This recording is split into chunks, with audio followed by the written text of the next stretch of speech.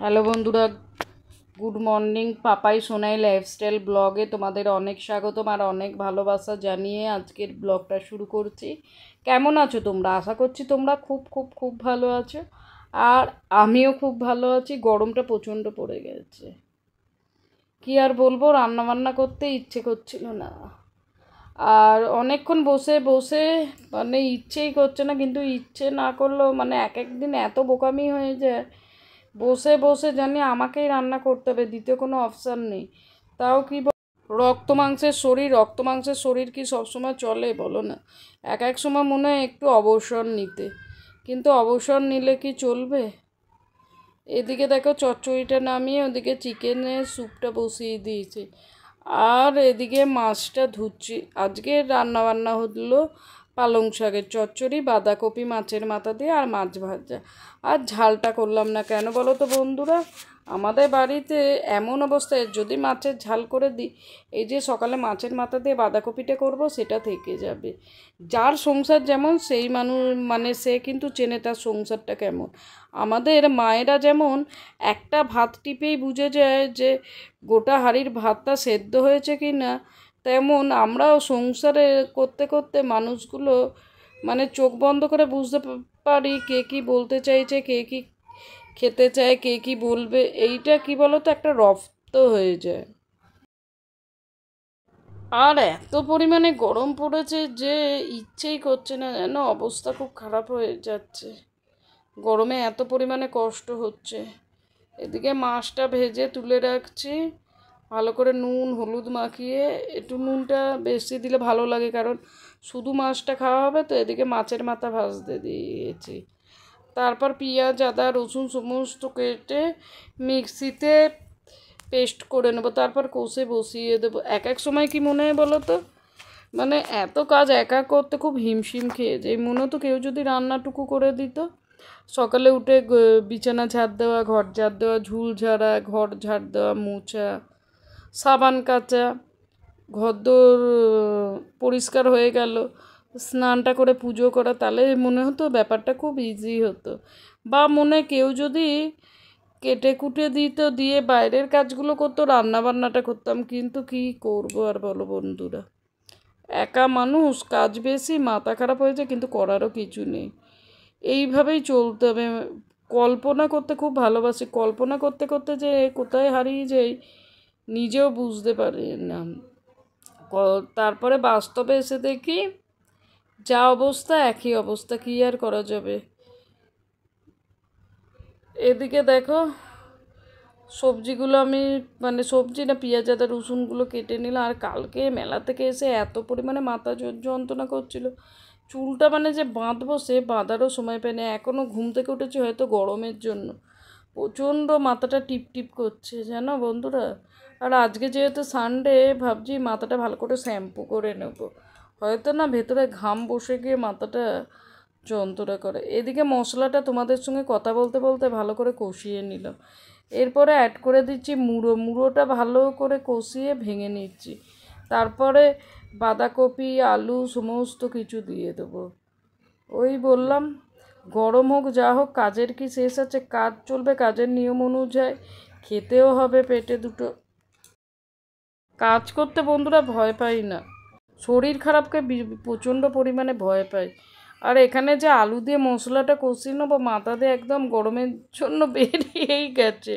কী আর করা যাবে বলো, কিছু করার নেই। মানে বললাম না, কাজ করতে বেশি ভয় পাই না, ভয় পাই শরীর যদি খারাপ হয়, তখন যেন মানে এক কথা যাকে বলে বিরক্তি হয়। ধরো আমার যে কাজ যে সেইটা তো করা যায় না, কেউ করে দিলে সে কাজ হয়ও না, নিজেকেই উঠে করতে হয়। ওই জন্য তো কবিগুরুর কথায় মানে সুর মিলিয়ে বলতে ইচ্ছে করে, বিপদে মোরে রক্ষা করো এ নহে মোর প্রার্থনা, বিপদে আমি না যেন করি ভয়। মানে আমার যতই শরীর খারাপ হোক যা হোক, কর্ম আমার যেন ঠাকুরকে বললি থেমে না থাকে। যতদিন হাত পা চলছে বা যতদিন পৃথিবীতে থাকবো, যেন হাত পা চালিয়ে খেয়ে যেতে পারি, ভগবানের কাছে এই প্রার্থনা করি। আর তোমরাও যেন এই আশীর্বাদটা করো, হাত পা যে যতদিন থাকি যেন চলে। কারণ মানুষের কি বলো তো, এই যে কাজকর্ম করা বা এই কাজকর্ম যত করবে তত আদর, কথাটা শুনতে খারাপ হলে কথাটা কিন্তু সত্যি। একটা বউ যখন বিয়ে হয়ে তার শ্বশুরবাড়িতে আসে, দু একদিন বৌমা ভালো ভালো, কিন্তু সে যখন হাতটা মুঠো করে বসে থাকে তখন কি বলা হয় যে কি অবস্থা, এত কাজ করছি আমি, কোনো কাজকর্ম করে না।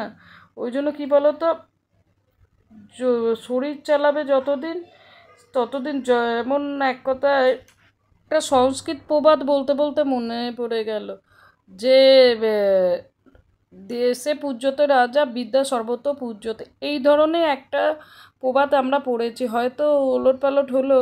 মানে রাজা কিন্তু নিজের দেশেতে পূজনীয় হয়, কিন্তু বিদ্যা সব জায়গায় পূজনীয়।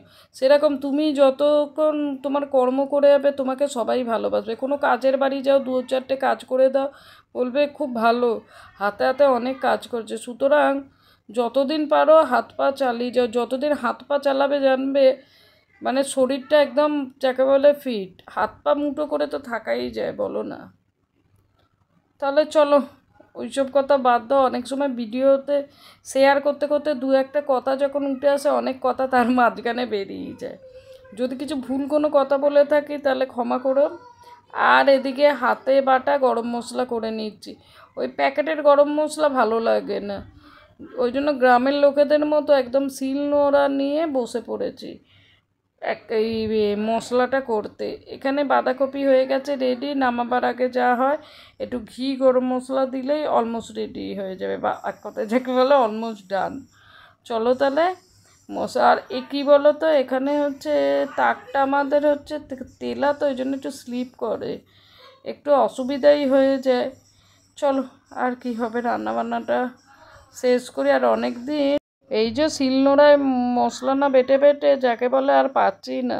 কি বলো তো বন্ধুরা, কাজকর্ম বলি না, যত পারো করো, তাতে শরীর অ্যাক্টিভ থাকে। এই দেখো না, মশলা শিলনোড়ায় না বেটে বেটে হাতগুলো যেন জং ধরে গেছে। এখন আমরা হয়ে গেছি যন্ত্রের ওপর সম্পূর্ণ নির্ভর, যন্ত্র ছাড়া আমরা কিছু চিন্তা করতেই পারি না। সকালে জামা কাপড় কাচা থেকে শুরু করে তারপরে ধরো গিজারে জল গরম করা, মানে সমস্ত কিছু হয়ে গেছে আমাদের নির্ভর করে দিচ্ছে। কী আর করা যাবে বলো? কিন্তু এই যন্ত্রবাহী সময়ে আমাদের পঙ্গু করে দিয়েছে, আমরা হাত পা চালাতেই ভুলে গেছি। এখন সুইচ টিপলেই আমাদের কাজ কত সোজা করে দিয়েছে, কিন্তু আগে সমস্ত কিছু হলুদটা শুদ্ধ শুনেছি বেটে খাওয়া হতো, কিন্তু এখন কি আর সেই সব আছে? এখন সুইচ টেপা হয়ে গেছে, বা আমরা হয়ে গেছি যন্ত্রের ওপর নির্ভরশীল। তোমাদের সঙ্গে কথা বলতে বলতে মাছের মাথা দিয়ে বাঁধাকপিটা আমি কিন্তু কমপ্লিট করে দিয়েছি, ওদিকে পালং শাকটাও হয়ে গেছে, জলখাবারটা তো আগে দিয়েছি। সমস্ত কিছু তো একটা ভিডিওর মাধ্যমে তোমাদের শেয়ার করা সম্ভব হয় না। আর এদিকে তোমাদের দাদার উচ্ছে দিয়ে ডালিয়া হচ্ছে, আজকে ডালিয়ার ভাতই করে দিলাম। এদিকে সমস্ত কিছু একদম সুন্দর করে পরিবেশন করছি বা ঢেলে রাখছি, ঢেলে রেখে যে সমস্ত বাসনগুলো বেরোচ্ছে ধুয়ে নেবো, ভেবেছিলাম পরে দেবো, কিন্তু ওই যে কাজ ফেলে রাখার অভ্যেসটা একদমই নেই। চলো এদিকে ধোয়া মোছাটাও করে নিই, ভেবেছিলাম গ্যাস মুছবো না, বললাম না, তারপর চিন্তা করি তোমাদের আগেও বলেছি যে কাজ হচ্ছে এমন জিনিস, আর যেহেতু আমার একার সংসার, দ্বিতীয় কেউ করার নেই, যেটুকু কাজ এগিয়ে রাখবো কাজটা কিন্তু আমারই থাকবে, বা কাজটা আমার কমই থাকবে। সুতরাং যতটা পারি ওই জন্য নিজে কষ্ট হলেও সকালের ভেতর করি। ওই জন্য কী বলো তো, বিকেলের পর থেকে শরীরটা যেন ছেড়ে দেয়, মনে হয় একবেলা অফ পেলে যেন ভালো হয়, কিন্তু এইটা হচ্ছে সংসার, 24 আওয়ার্স আমাদের জব, কী আর করা যাবে বলো? অনেক কথা তোমাদের মধ্যে শেয়ার করলাম, অনেক রান্নাবান্নাও দেখালাম। তাহলে বন্ধুরা আজকের ব্লগটা এই পর্যন্ত শেষ করছি, তোমাদের সঙ্গে দেখা হবে নেক্সট ব্লগে।